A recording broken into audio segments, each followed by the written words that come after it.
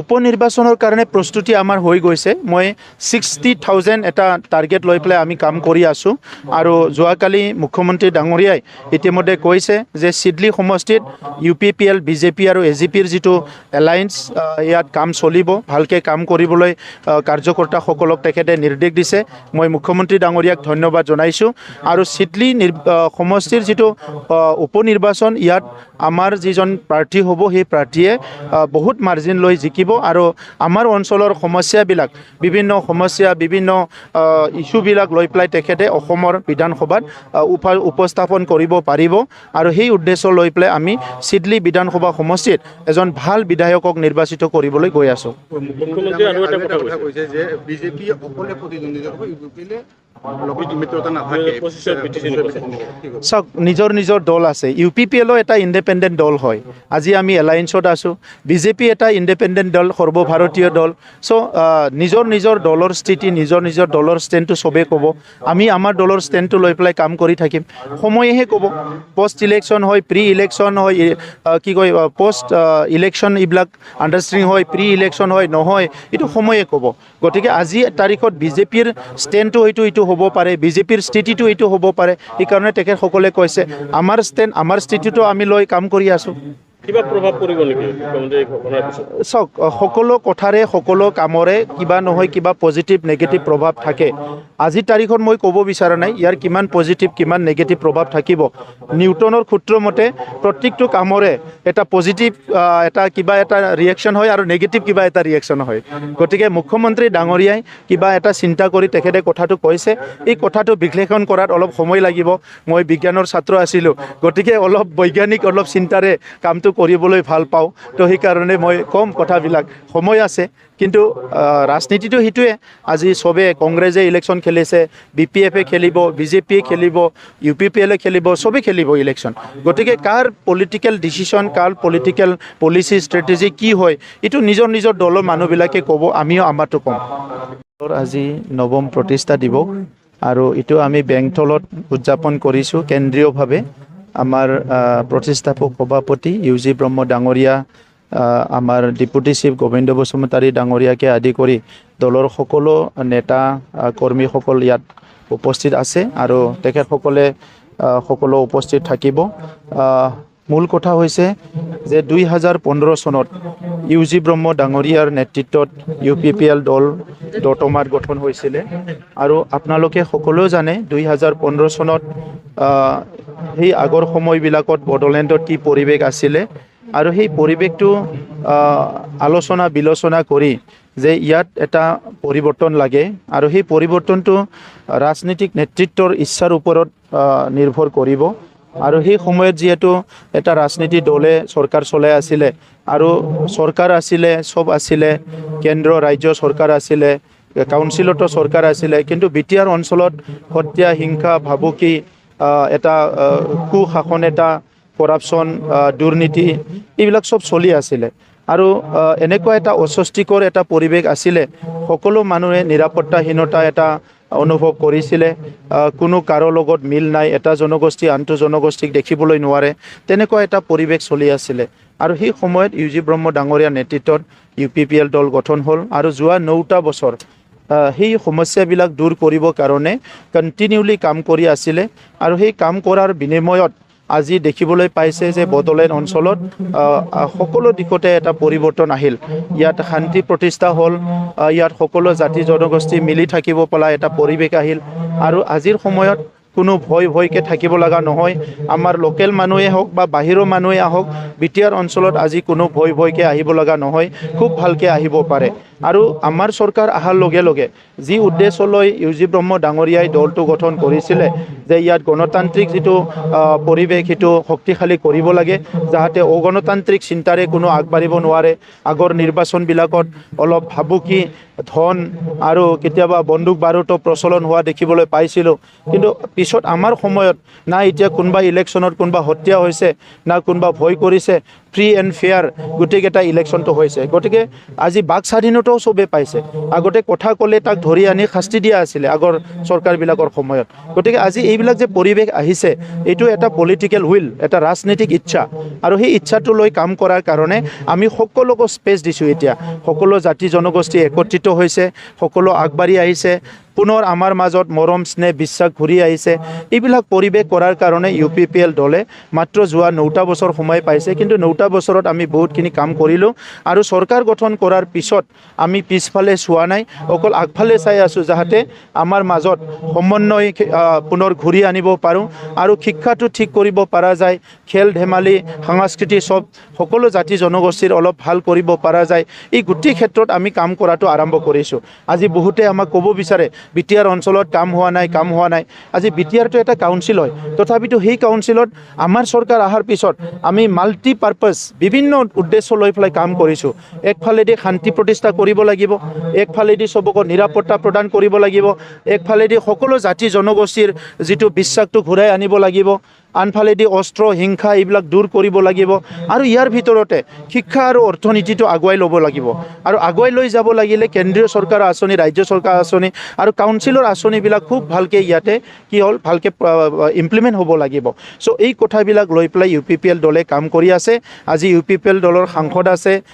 বিধায়ক আছে কাউন্সিল চলি আছে আৰু লগতে এই কথাবিলাক এটা সময়ত মানুহৰ কাৰণে সপোন আছিলে আগতে যিবিলাকে চৰকাৰ চলাই আছিলে সেই সময়ত এনেকৈ এটা অনুভৱ হ'ল এই চৰকাৰটো কোনো গুচাব নোৱাৰিব আৰু এনেকুৱা এটা অনুভৱ হ'ল ইয়াত কোনো কাম কৰিব নোৱাৰিব 3000 কোটি টকা লাইবিলিটি থৈ গৈছিলে এতিয়া 6000 কেছ ৰেজিষ্টাৰ কৰা হৈছে চৰকাৰৰ এগেইনষ্টত কিন্তু এইবিলাক আমি কৰা কাম নহয় আগৰ চৰকাৰে কৰা দুৰ্নীতি অপশাসনৰ এই গুণ্ডগোলবিলাক চলি আছে গতিকে আজিৰ সময়ত এটা সুস্থ সমাজ এটা বিটিআৰত গঢ়ি তুলিবলৈ সক্ষম হৈছোঁ UPPLে আজি গৌৰৱ অনুভৱ কৰে আমি সকলো আনন্দিত হৈছোঁ যে আমাৰ যিটো উদ্দেশ্য UG ব্ৰহ্ম ডাঙৰীয়াই যিটো উদ্দেশ্য লৈ UPPL গঠন কৰিছিলে এই UPPLটো সকলো জাতি জনগোষ্ঠী সকলো ধৰ্মৰ লোকে আজি একচেপ্ট কৰিছে চবে আঁকোৱালি লৈছে আৰু এটা শক্তিশালী দল হিচাপে আজি প্ৰতিষ্ঠা হৈছে 4 লাখতকৈ অধিক মেম্বাৰ আজি UPPLৰ আছে অনাগত দিনত আৰু এক্সপাণ্ড হ'ব আৰু অনাগত দিনত UPPL দলে বিটিআৰ অঞ্চলৰ ৰাইজৰ কাৰণে আৰু শক্তিশালী ৰূপত কাম কৰিব সেইটো আমাৰ উদ্দেশ্য উপনিৰ্বাচন আহি আছে UPPLৰ আজি 9ম প্ৰতিষ্ঠা দিৱসৰ দিনত মই আজি জনগণৰ ৰাইজকে মই ধন্যবাদ জনাইছোঁ যে 2015 চনত 5 আগষ্টৰ দিনা যিটো পাৰ্টিটো প্ৰতিষ্ঠা কৰিছিল সেই সময়ত মানুহৰ মনত এটা আশংকা আছিল অনিশ্চয়তা আছিল আৰু আস্থা নাছিলে কিন্তু লাহে লাহে 9টা বছৰত এই দলৰ প্ৰতি আস্থা ৰাখি পেলাই জনগণৰ ৰাইজ UPPLৰ লগত জড়িত হৈ গ'ল প্ৰমোদ বড়োৰ নেতৃত্বত বৰ্তমান বিটিআৰত 4টা বছৰ UPPL আৰু BJPৰ মিত্ৰজোঁটৰ এটা চৰকাৰ চলি আছে এইটো সফলভাৱে চলি আছে তাৰ বাবে জনগণৰ ৰাইজৰ আস্থা বৃদ্ধি হৈ গ'ল যোৱা লোকসভা নিৰ্বাচনত তাৰ প্ৰতিফলন ঘটিছে আৰু লোকসভা নিৰ্বাচনত জাতি ধৰ্ম বৰ্ণ নিৰ্বিশেষে UPPL আৰু BJPৰ মিত্ৰজোঁটৰ প্ৰাৰ্থী জয়ন্ত বসুমতাৰীক মানুহে ভোট দি পেলাই জয়ী কৰিছে আজিৰ দিনত মই আকৌ ইয়াত উপস্থিত থাকিবলৈ পাই আৰু এই ক্ষণটো সাক্ষী হিচাপে থাকি হাজাৰ মানুহৰ লগত আজি যে আমি উদযাপন কৰিম সেইটো মোৰ ডাঙৰ অনুভৱ ব্যক্তিগতভাৱে যি দলৰ মই প্ৰতিষ্ঠাপক সভাপতি হিচাপে আছোঁ সেই দলে যে দিনক দিনে বৃদ্ধি পাই আছে জনগণৰ ৰাইজৰ আস্থা পাই আছে আৰু এই সফলতাৰ এটা জখলাত উঠি গৈ মানুহৰ এটা আস্থাত পৰিণত হৈ গৈছে এইকাৰণে আজি মই খুব সুখী আৰু প্ৰমোদ বড়ো ডাঙৰীয়াৰ নেতৃত্বত খুব প্ৰগতিশীলভাৱে এই দলটো আগবাঢ়ি গৈ আছে যেহেতু UPPL প্ৰতিষ্ঠাপক হিচাপে আছিলে এতিয়া কালিৰ দিনটো মুখ্যমন্ত্ৰীয়ে ঘোষণা কৰিলে যে আগন্তুক বিটিআৰ উপলক্ষিত নিৰ্বাচনত অকলে খেলিব তেনে ক্ষেত্ৰত দলৰ কি ধৰণে প্ৰভাৱিত হ'ব নাই আমাৰ অসমৰ মুখ্যমন্ত্ৰীৰ ওপৰত আমাৰ পূৰ্ণ আস্থা আছে আশা আছে আৰু তেখেতে সকলোৰ বাবে ভাবি আছে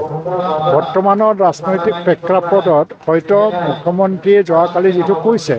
সেইটোৱে সঠিক এটা পলিচি হ'ব পাৰে কাৰণ তেওঁ কোনোদিন আমাৰ কাৰণে বেয়া ভাবা নাই সকলো জনগোষ্ঠী সকলো মিত্ৰজোঁটৰ দলৰ মংগলৰ কাৰণে ভালৰ কাৰণে তেওঁ চিন্তা কৰি কাম কৰি আহিছে 2020 চনতো আমাৰ কোনো মিত্ৰতা নাছিল কিন্তু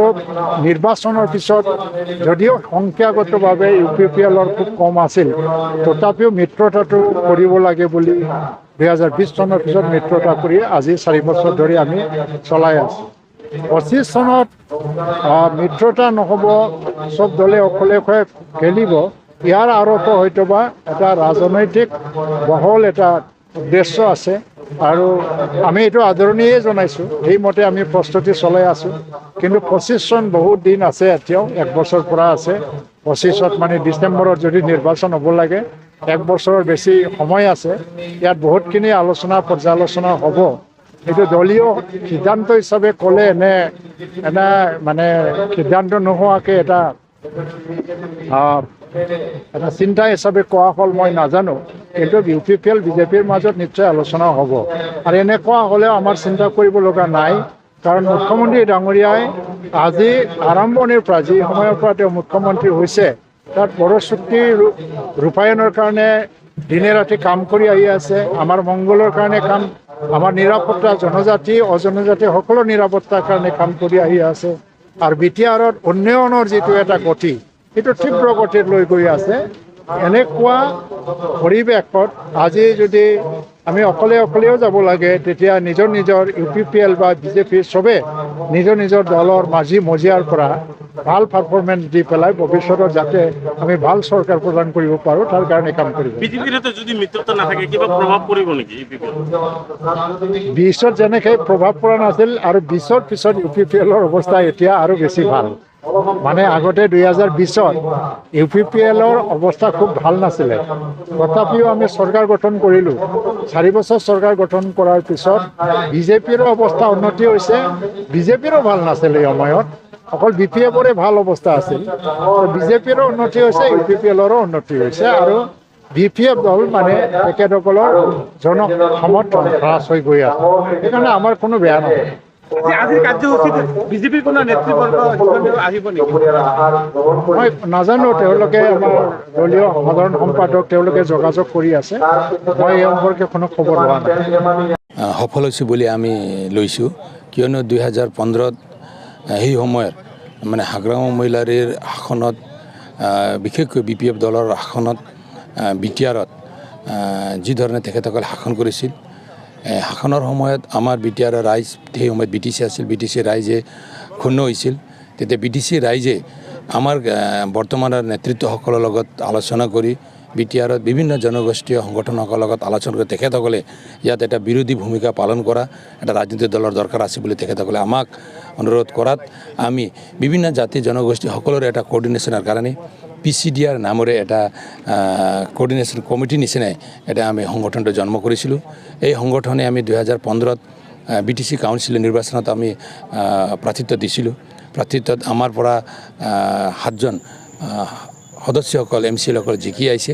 জিকি অহাৰ পিছত আমি এনেকৈ লাহে লাহে আহি বিৰোধীৰ ভূমিকা পালন কৰি আহি আমি ইয়াক পূৰ্ণ পৰ্যায়ৰ এটা পলিটিকেল পাৰ্টি হিচাপে UPPL দল হিচাপে আমি এইটোক নামকৰণ কৰিছোঁ 15 চনত আজিৰ দিনত 5 আগষ্টত কোকৰাঝাৰ জিলাৰ দতমাৰ থুলংগাপুৰীত জন্ম লাভ কৰা এই ৰাজনৈতিক পাৰ্টি আজি 9th ফাউণ্ডেশ্যন ডেটো অবজাৰ্ভ কৰিবলৈ ইয়াত বেংগলত আমি সমবেত হৈছোঁ গতিকে যোৱা 2020 চনত প্ৰমোদ বড়ো ডাঙৰীয়াৰ নেতৃত্বত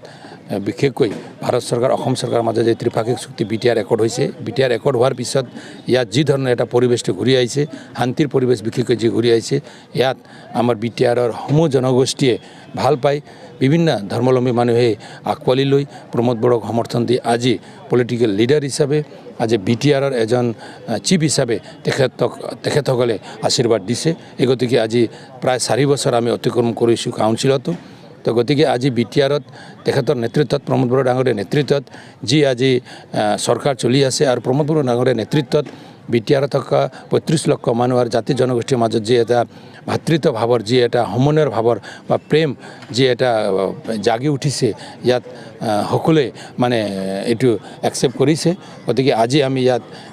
চেণ্ট্ৰেলি UPPL দলৰ